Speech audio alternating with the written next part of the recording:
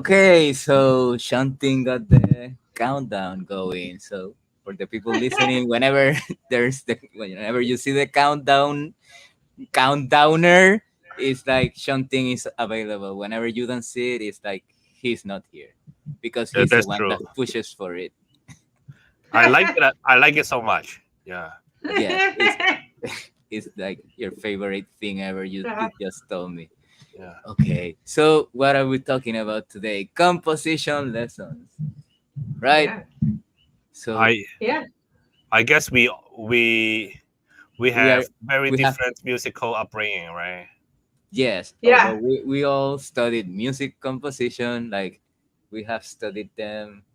I think that the only similar experience we had was at the doctoral level, at the Hmm. Yep. postgraduate level, like Yep. because Hmm. we shared the same teacher then. But besides that, I will say that they were very different upbringings or ways of learning or whatever you may want to call them. So, who want to start? Megan or Shanti? I mean, I Or, can start, I or guess. Um, Megan wants to start. Okay, so yeah. So the idea of a composition lesson. So my first. So I started composing when I was really little, like probably like 7. But I didn't have lessons. I just kind of had taken piano lessons, and I first started kind of mostly making up and improvising, and then I started kind of um, having things I made up in that came from the improvisations that I would play multiple times, like the same way. And then a little bits and pieces I would try to like write down. I wasn't very good at that part when I was little, young, what and was there's not a lot your of room. at what age was that? That was like 7, probably. 7? Okay. Yeah. Um, which yeah, and then when I was in 5th or 6th grade, so I would have been like maybe 10 or 11, maybe 11ish. Um, I was I started piano lessons, and then I picked up the horn, and I have a lot more natural ability for the horn than I ever did with piano, and that was appealing to me, that I could, you know, pick it up so easily. And the piano was always so hard for me to work out. So I really wanted to quit the piano. But my horn teacher said, no, piano is a great foundation. You should play it until, you're at least in high school. And so my parents aren't musicians, but they kind of, took that level as like, okay, well, we're paying for these horn lessons, and they said you should do piano lessons. So instead, they decided, okay, they were going to switch my piano teacher to a different teacher whose name was Robert Ian Winston. He's a conductor, he passed away many years ago now. But he was a composer, pianist, and conductor. And when he started getting kind of wind of my compositional interest, um, we started working more and more on composition, and probably less and less on piano. I still took piano lessons all the way through, but they were so focused on composition that I never really learned to play the piano very well. But those kind of lessons, a lot of it were. I remember we had really specific projects. I had wrote like a little piano etude, and then he would have me try to write it in different styles, and try it different ways. And I think that was one thing. He was like, you know what, you don't have to do it anyway. I just because I say, but you have to try it on a new paper to see what you can learn from it. And that was really valuable. And I remember I was going to work up something for horn, and I decided to. So I brought it to him, and he was like, "Oh, well, we should then." Um, then you can work it up for horn, and then let's make it. And we had a piano accompaniment. He's like, oh, well, why don't we learn about orchestration and then orchestrate it? And then he let me play it with like the little local youth orchestra. And so that was kind of like my basis early on. I tried a lot of different things. I didn't have a lot of formal theory knowledge. I think I picked up some things like basic chords and intervals, mostly just by my knowledge of playing piano and stuff. But I never studied it formally. And then my summer before my senior year, I went to the Boston University Tanglewood Institute. So it's like the Tanglewood for high schoolers. And I was a composer there. And all the people there have, besides me, had basically gone to like Juilliard prep school or similar programs and were really intensively studying theory and composition. So I was definitely like really an underdog, and I was really just trying to capture all the knowledge I could. And I got a lot of chance to write different things. And then I went to Northwestern, and I got to study privately all 4 years. But they have at Northwestern, they like everybody to kind of go through the faculty to. Ideally, they want everyone to change every single year. So my first year, I studied with Aaron Travers, who now teaches at University of Indiana. And I think he basically was really he spent all the time trying to convince me that, like, I was 18, or I think 18, 19, and I was like at an age like, the more notes, the more crazy rhythms, the more everything, the better my piece is going to be, because more is better. And he was, really just trying to spend all year to convince me that was not true. In fact, oftentimes it's the opposite.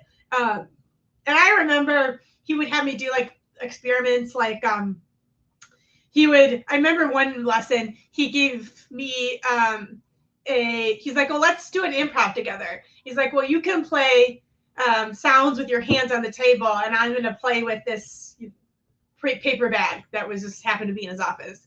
And they're, instruments that were extremely limited in sound. So to kind of just open up my palette, that was like, wow, you can actually do interesting things with like not having the whole to create just a dictionary of,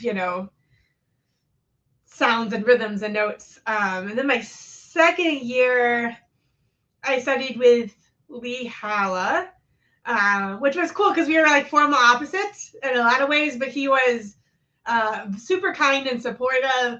And I think he really taught me how to like explain what I was doing more. And then actually my last 2 years I studied with JL and Yim. So I got away with the 2 years because I kind of pushed for it, because he's kind of very difficult to, he's very brilliant but difficult to figure out like how to work with him and understand what he's saying. So I felt like I needed that second year to like absorb more. And he was way more into the aesthetic side. Talking about, so there's two types of teachers in my opinion, like technique teachers that focus mostly on things like counterpoint, and intervals and notes and pitches and forms. And then there's more aesthetic composers that focus on trying to find your own voice and like philosophy and meaning. And yeah, so he was really like that. And I was like, and I think David Felder is like that. At least he was like that with me in my lessons. And then I went right to Buffalo. So that was kind of, yeah, and I studied with Felder the entire time. So, and I've taught composition in pre-college level is where I've taught, and I've taught in small groups and one-on-one. But yeah, as a composer, I took the seminar, but I pretty much was always in one-on-one lessons. Oh, I can't hear you, Juan. And that was your journey then, right? Now, am I here? Yeah, I can hear you now. Yeah, that was your journey. That was your journey Yeah. from age 7, piano lessons, horn Uh-huh. lessons, into more of a composition, more Yeah. um I mean, and for me, abstract, you theory might wasn't say. till theory didn't happen to like for really. I mean, a little bits of it, I think, especially at Tanglewood, but really it was college. My undergraduate was where I was really So, so you submerged can kind into of like learning got away theory. from pitch pretty early on, like you Um, would say. not. I would say I got away from pitch while maybe towards the end of my first The year at hegemony Northwestern. of pitch, and So I will I say was that. probably 19 when Okay, 19 or 20 when I did. okay, Yeah. like a northwestern then. Yes. And I mean I'm not that I didn't have any pitches in my music, but I started exploring like timbres and extended technique and gesture a lot more there than most of my music. Pretty much all my music before was pretty Piano, piano melodically. based, you might say. Yeah, and it was maybe It's it like got more and more dissonant, but it was it was yeah. notey for sure. Um, yeah, and then actually my first semester at Northwestern, I was writing like 12 tone stuff because and I hated it. That was like the worst music. I just really didn't like writing it. And the only reason I wrote it was because the music I was writing before, everyone would all these teachers would always criticize my pitch language. Like your pitch language makes no sense. It makes no but sense. And but so I'm some like, I'm gonna write serials because then my pitches make sense because I can tell them exactly how it comes. And so I did that, but you didn't like and the I music. just no, I didn't like the music. So Um, it was very logical and stuff like that, but I could explain it very well and easily. That's what I liked about it, but I just didn't like the music. Um, so I yeah. then I began breaking my process down and I began to think I got to a point where I thought like I probably am not, after with the 12 tone, I'm like, I don't know if I like composition. I might not stick with it. But I had an opportunity to write a piece. I was like, I'm just gonna write this piece and if it sucks because I don't, think I want to be a composer anyway. And that was the best position to be in because I was the first time I was in a position where I wasn't trying to please anybody. Uh-huh. Okay. And so I started thinking about like what really matters to me in my music and like a lot of the music that I was writing that, had people couldn't understand the pitch language. If a performer missed some of the pitches, it never really bothered me very much. But if they messed with the phrasing or like the sense of gesture, it would bother me a lot. So that was kind of my focus. So I was like, okay, how do I focus in on that? And then I also took a class with Aaron Cassidy. I was never an official student of him, but Mm-hmm. he did give me some of the other composers that I was not. But Hans Tamala would also he gave me some lessons very generously because I was not in his studio. Um, yeah, and so did So most of Aaron your lessons Cassidy. have been one on one, right? They've mostly been one-on-one. Yeah, I mean, yeah. Minus like the seminar situation. Northwestern had a very similar type of seminar that was like graduate students and undergraduates together. So I did that. Um, but yeah, I think for me, That will be the most classical or more orthodox way to learn yeah. music composition, I would And say. I mean, I think that they're definitely there. I said before, there's like to me, there's like the technical and there's the more philosophical, aesthetic composition teachers.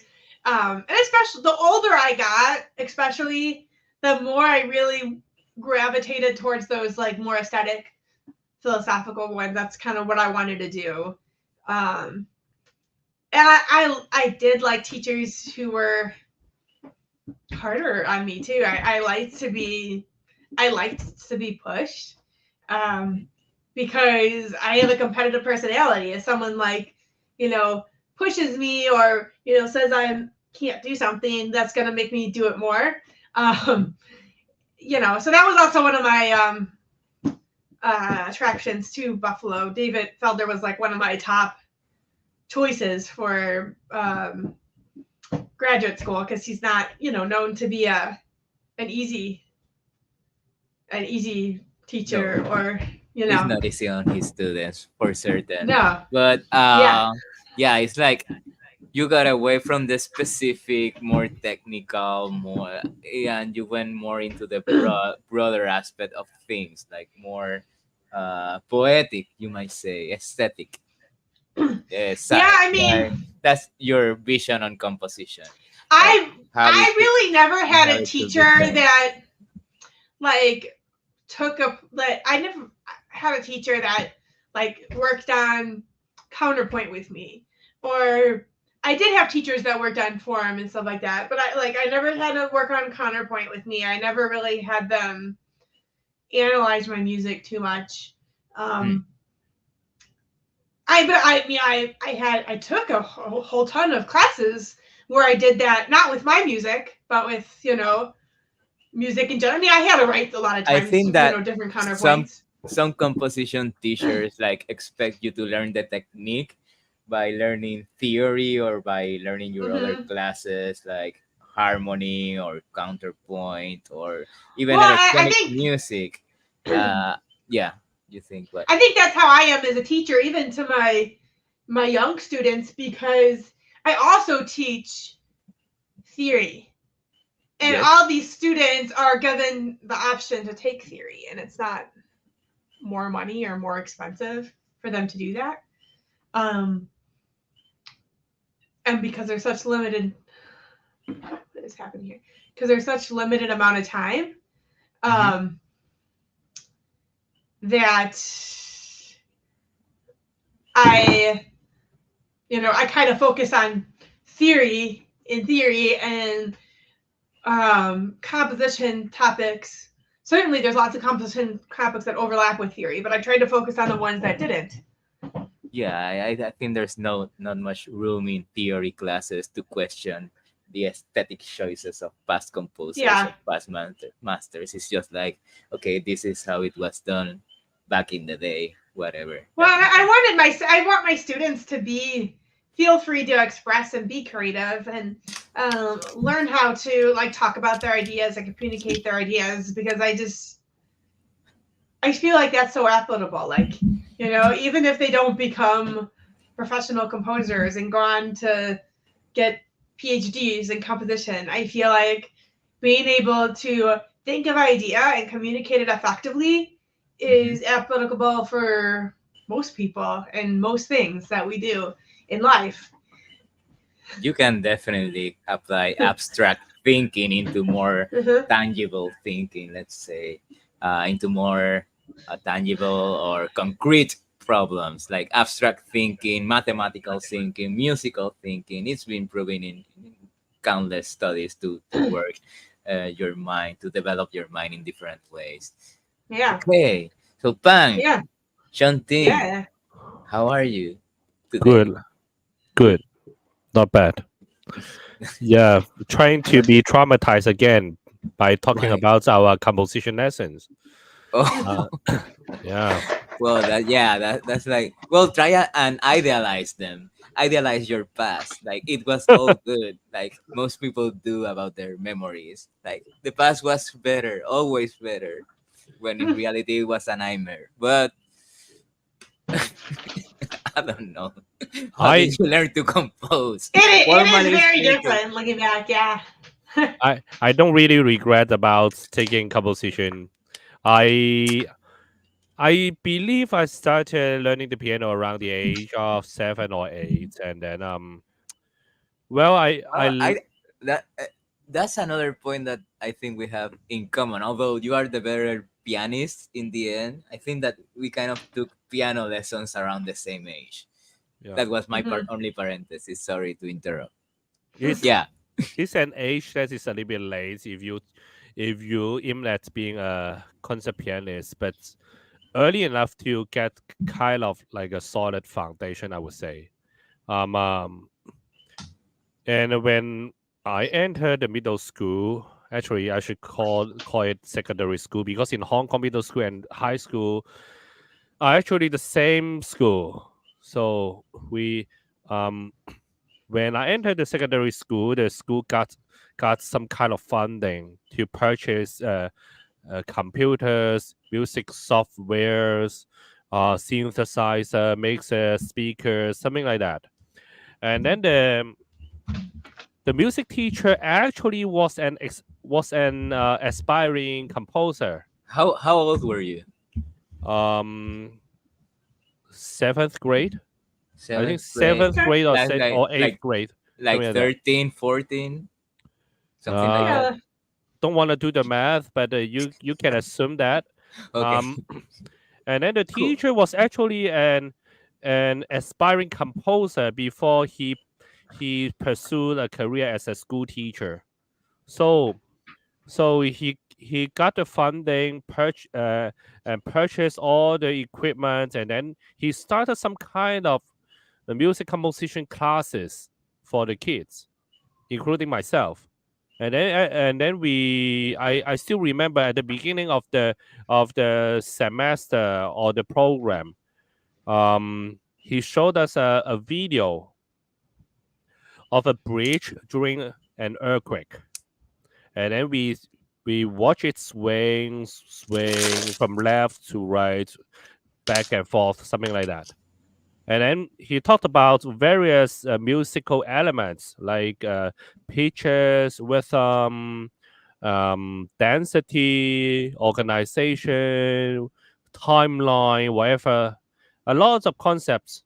And then we try to create so-called some sounds for that footage. And then that would be the beginning of the so-called formal composition training. And then our school continue the same thing, um, but the second time they wanted to produce a musical. So and then I became part of the team who wrote the music, and it was like a dance show.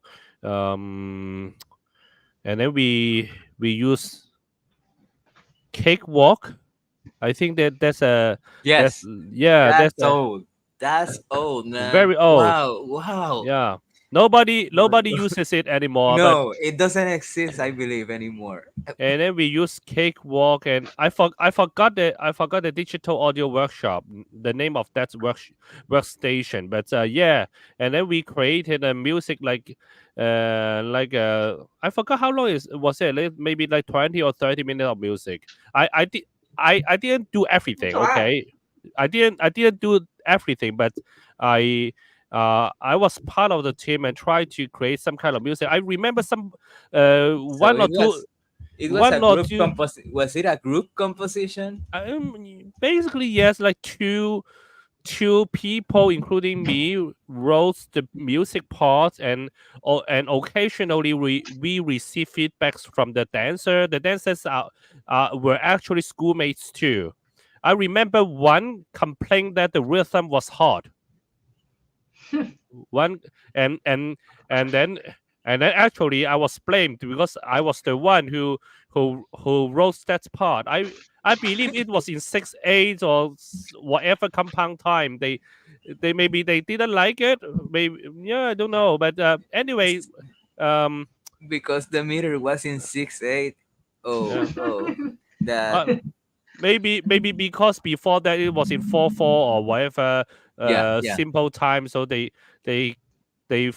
they screw up a little bit in the rehearsal, then they got a little bit unhappy, something like that, and then the teachers told them, oh, actually, it's Chanting wrote it, no good, and then we didn't take it away. It's the music was there in the performance anyway. So after that, and But then will mm, it be a group lesson or no? actually no, No, it not was a group composition, but group, not a group lesson. not a group lesson. Some occasionally we heard feedback, but I think it's good that the teachers actually allowed us to freely do whatever we wanted. But he provided some support. Yeah, Mm-hmm. that's good. And then after this, I thought I was pretty good, so I participated in like the competition, but the Did, competitions are for schoolboys. did you know you wanted to be a composer back then Uh, in back high school? back then I wanted to be a doctor, so Okay. I didn't Mm. think much about this. But but Yeah, I remember. I and Yeah, yeah. and and then I participated in the music competition for students, something like that. Then wrote a few pieces. So later on, I mean, in the final 2 years of high school, I became a little bit hard to deal with. I mean, I became a bad boy, and then my previous piano teacher didn't A want me rebel anymore. with a cause. Well, What? That he uh, didn't care anymore? he my I mean because I took piano lesson outside of the secondary school, so Okay. the piano teacher didn't want to see me anymore.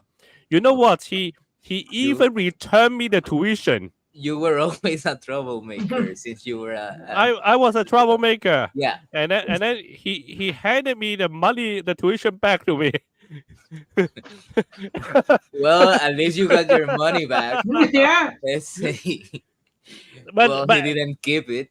but at that time I didn't know how to handle it, so I said I begged him to continue the lesson. So we had like a few more, and then to use up all the credit, uh and then because of this, uh we needed. I mean, I needed to find another piano teacher, and then the piano teacher, the following piano teacher was a very old lady who Okay. actually used to teach at the Central Conservatory of Music in Beijing, and then she taught the um, piano lessons of some of the composers back in Beijing.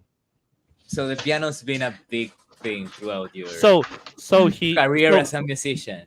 so she encouraged me to try to pursue composition as a major.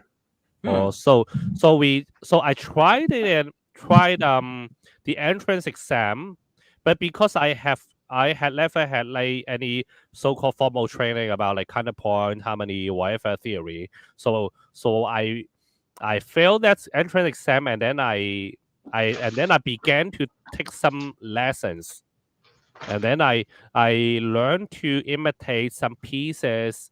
Um, I remember I was encouraged to imitate um, Scriabin, Prokofiev, basically piano pieces, and then and then The and piano, oh, it's there again. and then analyze pieces by Ravel.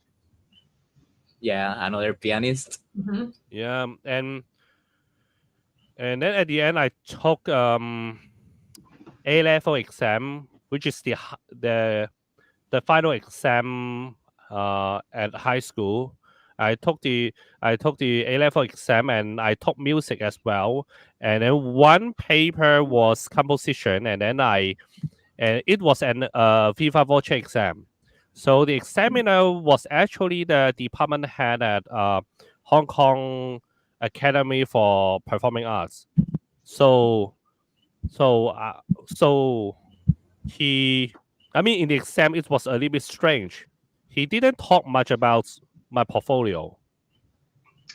He actually showed me the pieces composed by his students, and then told me to take the prospectus and apply for their department.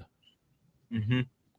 So somehow I went to the Hong Kong Academy for Performing Arts to begin my composition study. And Yeah, how old were you? Can you tell? Can you say? Do you remember? 19, I guess. 19? 19. Yeah, Okay. yeah. Mhm. I'm not a genius, so I I began my formal training pretty late as a composer. Yeah, Me too. and I went to the but but Everybody's got their path, I but think. when I was Mhm. admitted to the academy, I was not taught by the department head. Actually, I was taught by another professor named Law Wing Fai. Law Wing Fai was actually the teacher of the department head, and he taught most composition students there. So in other words, the department head um, teaches like electronic music or something like that. Mm-hmm. Mm-hmm. So I studied with Mr. Law throughout the all 4 years at the academy. Were there they one-on-one lessons too? One on one only. One-on-one lessons. Okay. Um, and since Megan talked about like a technical or aesthetic teacher, I would say Mr. Law was more like an aesthetic teacher. He Mm-hmm. mostly talks about um the ideas behind music or the idea behind my music, and then we tried to work on um the plan for the projects. For example, we talk about, oh, how many sections of the piece, what are you going to do in the middle of the piece, what about the opening, what instruments you need, um or for example, if you are writing for a cello, what should you do with the register. We talk about something that is less specific, but Mm-hmm. it was actually very helpful because somehow I learned how to generalize my um, ideas when I want to communicate with people, or sometimes I need to summarize my ideas from my notation. Then what I learned from Mr. Law helped me a lot. Um, one interesting training from Mr. Law is to grab a lot of scores from the library, but we didn't truly analyze in the sense that what kind of sets, what kind of series, what kind of harmonies. We basically go through the texture only. What, for Yeah, example, that's oh, really interesting. for example, the guitar is interacting with the string quartet. Let's say, then we learn from that, and then we talk about the rhythm. Maybe the guitar played mostly off beats, and then the string mostly on beats. Maybe we will discuss things like this, and we might talk about the directions of certain musical elements. For example, maybe the violin is getting higher and higher. There is an uptrend, and then the piano is getting a little bit more emptier toward the middle of the piece. We talk about these things in our lessons. Or at least I was taught to look at the scores this way. So somehow I l- I I would say I was like a big picture person. I Yeah. Visual. I You will say Yeah. that I in a way you connected the visual element of the score with the aural element, right? Would you and describe it like that? and the lessons are usually like I show him. I mean, if I have a project, usually it goes like, um, I show him the piece, and then he told me it was very bad, and then he Like, would tell me a thing was or he two. straightforward? Like, this is bad. Um, Pretty straightforward. Okay.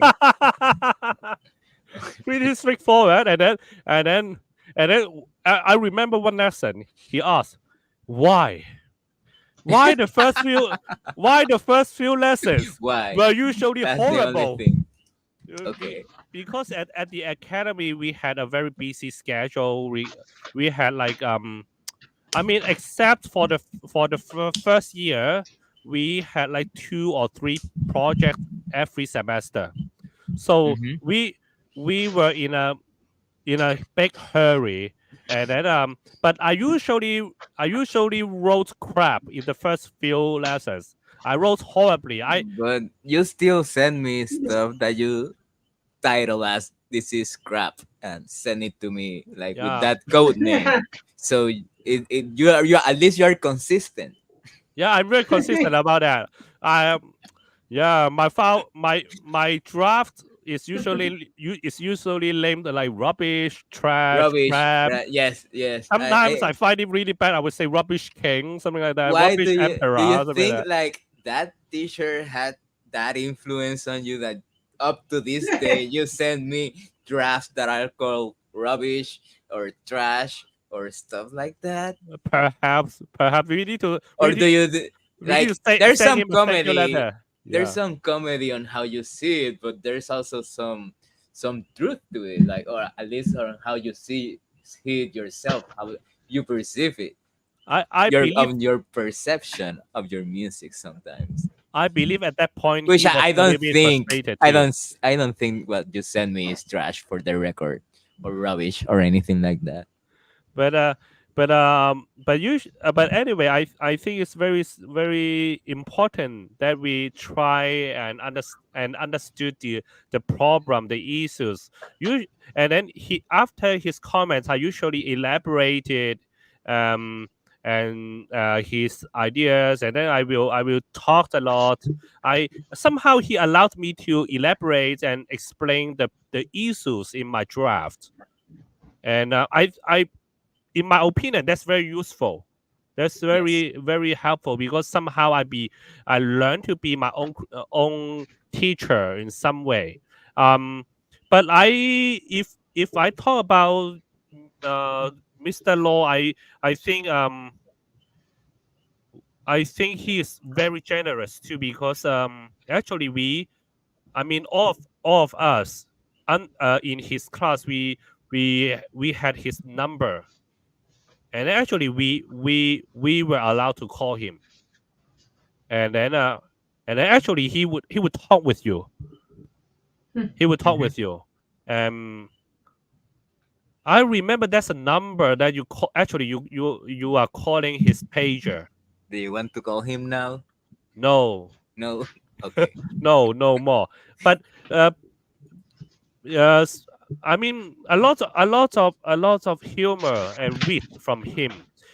However, after I left Hong Kong, when I moved to, I mean, when I further my studies in the United States, I started to think I I had to learn how to be a little bit more independent. Yes. I mean, gradually I call him less, and actually I mean, in one conversation after years, I told him, because I felt like I relied too much on him. Even if I study in Boston in New England Conservatory, I occasionally call him for advice, including career kind of problems, or the project itself. So also I later on I stopped calling him, because I feel like he was very generous, but I had to be more independent. So so s- yeah.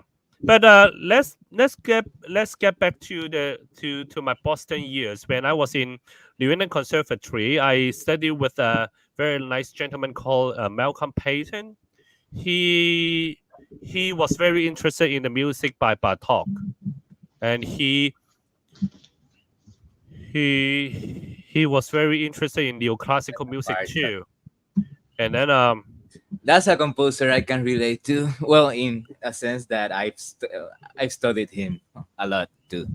Yeah. he I mean Mr. Payton had an idea that he likes thought about it a lot. He named it displacement. Uh, in simpler way, he meant, for example, if you have a C major chord CEG, let's say, and then displacement for him meant that the E goes to E flat or the G goes to F sharp, something like that. Hmm. So he in so I mean I'm not trying to advocate his displacement method or whatever thing he taught, but I would say he was a very specific teacher. He really looked into your pieces, your pitches, your rhythm. He was more of a technique teacher than Very I can technical, Mhm. describe. Yeah, very very technical. technical. And he would somehow want me to use his concepts. Um, as a bad boy, I didn't like that. But But somehow, when I become older and older, actually, I found his ideas very helpful too. hmm Because you hmm because there's obviously if you change one pitch or two in your harmony or melody, you can create something very something related but different. That's a very useful technique for composition actually to maintain a good sense of unity.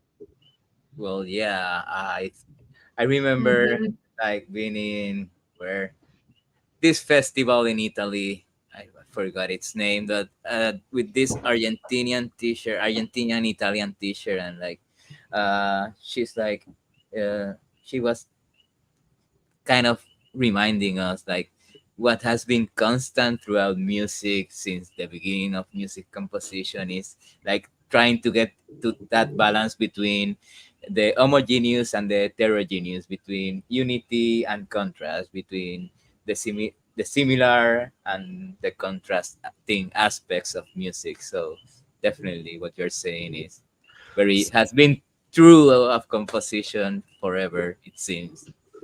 s- Yeah, and I think like I noticed like I mean I had talked about like when I first came in I wanted to put Pat more and more and more and more and I didn't really kind of focus my ideas. And I find that as a teacher, I Uh-huh. would say almost every student, young student. So the students I teach, I've taught maybe students as young as like 11, 12 composition up to like 18. And all those Yeah, because students, you're the only they one all that's have them. you're the only one that's let's make this clear for people like all the three fans we have. Like you are the only ones that have taught composition formally between us. Like at the Yeah, so I've taught it at the pre-college conservatory I work at, and I would say I cannot think of a student that did not have that issue. I never really have. I do have a lot of students who feel writer's block because they feel really insecure to like select an idea and put it down. hmm That's common, but I never have a student that like doesn't have any ideas. They have too many ideas, and then they end up with like a dictionary of these are all the things I think are cool in music. Here, that they're not necessarily related, but I like this and this and this and this. And it's really hard to then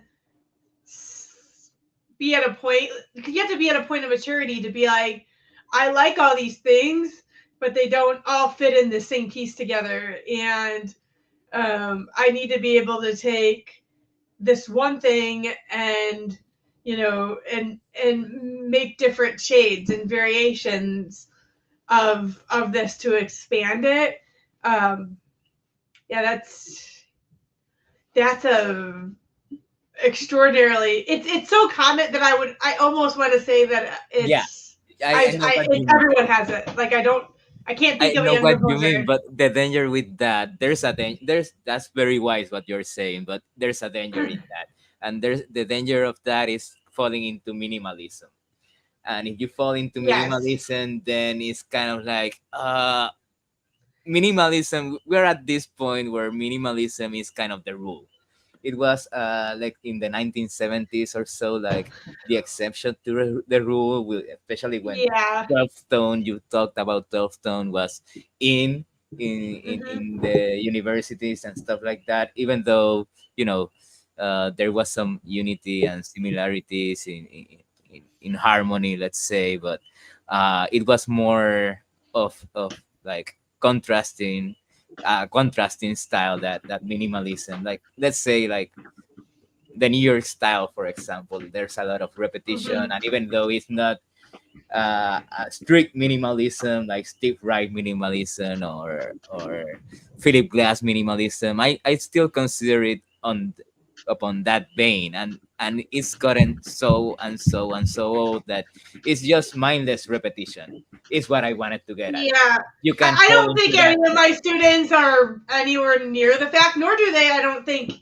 know that music very much. And I mean, I think it's different too. Like, I mean, I would consider my music to be minimalistic, but not minimalist, if that makes Yeah. sense. Yeah, Because well, exploiting the I do, materials and developing them is not the same as repeating them I over really and over like and to over. make like a lot of restrictions on my material and a lot of times my instrument and what I'm going to do with it, and to the point where there's very few obvious options, Hmm. because that's where I'm the most creative, and then I can really knock on these borders I created for myself.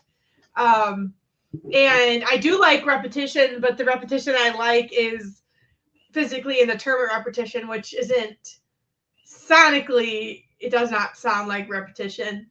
Um, so I mean, I think yeah, in a lot of ways, I find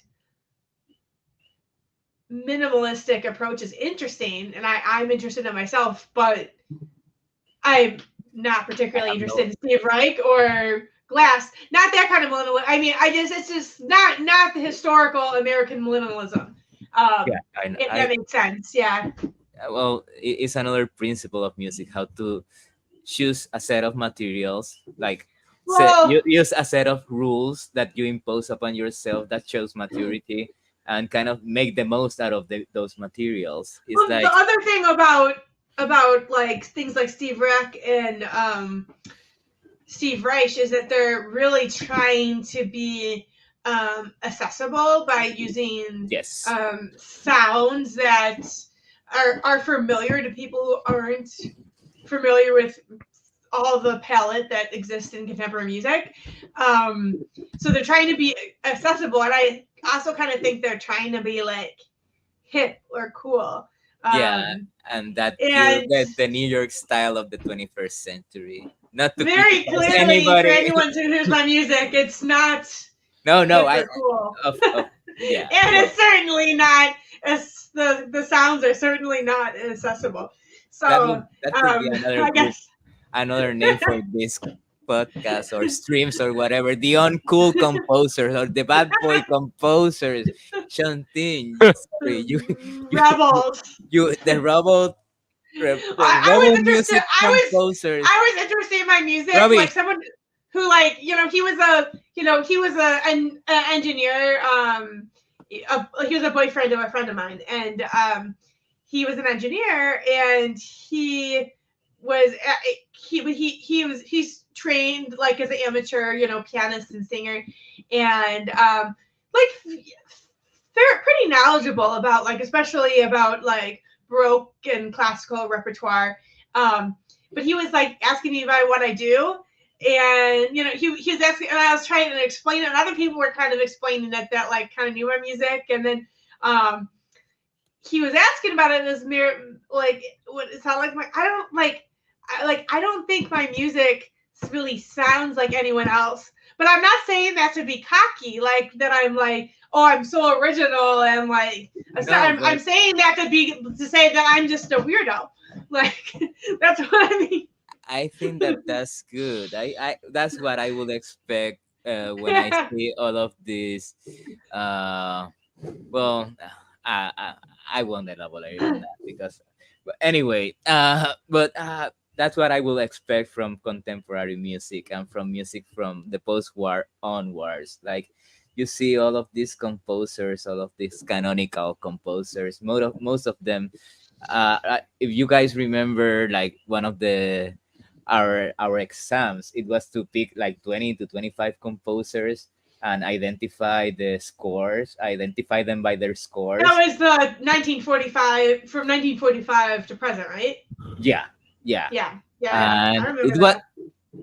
in a sense, it wasn't so hard because music since then, at least the important composers to me, and the ones that Well, have stayed in canon, in Western music canon, like they are very idiosyncratic, and you can pretty much tell who they are. uh David Felder picked a really hard one on mine that did not get on the exam or in the defense because oh, I don't even remember what it was. It was something like some obscure Japanese composer I had never heard of in his life. But apparently he didn't. It's not a very well known. Wasn't a very well known composer. He didn't expect me to get it, but I guess he said, but he was just curious what I would say about it. So there's that. Um, yeah, and I well, remember I think I took it to everyone in the music department. Nobody knew that one. huh, that's interesting. Well, is that I would I got my own. expect, like, and we could talk about this in a future episode, in a future Yeah. stream or something, but how, like, there are some cliches that have formed in new music, in contemporary music, that many composers sound pretty similar to each other, whereas, like, the aesthetic of the vanguards of post-war music is to be idiosyncratic, to you do your own thing regardless of what everyone else was doing. uh but then that's another Well, topic, but for I mean, another I feel day. like that has a lot to do with lessons and how you're taught too. Um, I was lucky. So the two programs I did my undergraduate at Northwestern, and then I did a combined master's and PhD at Buffalo. And both Northwestern, at least at the time I went there, I don't know how it is now. I didn't keep up with the program. And then Buffalo, um, they had a super wide variety of composers, Mm-hmm. but I have been told, and I kind of get the sense just from we've had the opportunity to hear a lot of music at June and Buffalo from people from different universities and different programs, and there were definitely a few programs that had several people over the years come to June and Buffalo and present pretty similar things. Yes. And they sounded just like the teachers that teach at those um, conservatories and universities. Conservatories often, but Conservatories more often, yeah, yeah, definitely. but sometimes universities, but they yeah. So I think that's also a thing too, and I think I ended up at Northwestern really by happy accident. I don't think I really knew a lot about the composition program. I know I got in, and the composition teacher I had in high school basically told But me that I it's really shouldn't be it's a accepting it. process. It's a process. Like Shontin was saying, like he used to call his old professor, right? Even Hmm. Yep. in Boston. When did you stop calling him? Your first year, second year in Boston. Like, I when did you stop being independent? When did you develop that Shontin voice?